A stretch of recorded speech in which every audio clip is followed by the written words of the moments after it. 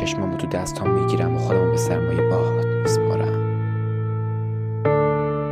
میذارم هر جایی که میخواد منو ببره، با شدت بکوباتم به در و دیوار.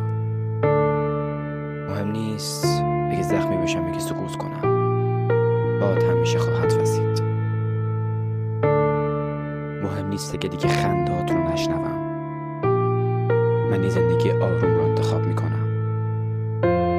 اما هی، زندگی پر از زیباییه و همینطور پر از کثافت و لجن. اما هنوزم عشق وجود داره. آره، اما نفرت هنوز هم زنده است. مهم نیست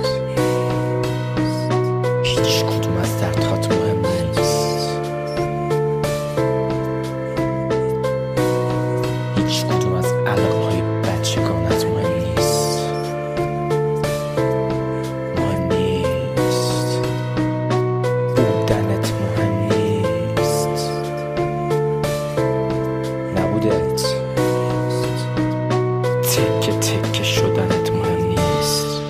اینطور که پیداست من به مقای خیره شدم و اون هم به من خیره شد. یه گفتگوی صمیمی بینمون شکل گرفت. دهن باز کرد و من رو بلعید. سفر تیر و تاریکم شروع شد و به انتهاش سقوط کردم.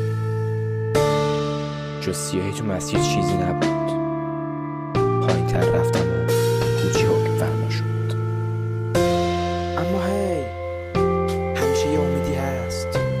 آره، اما من با ناامیدیم زندم. اما تو نمیدونی زندگی چقدر زیباست.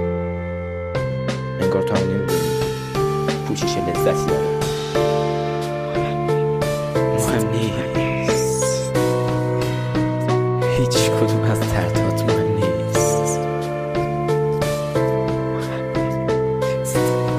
هیچ کدوم از علاقه‌های بچگانه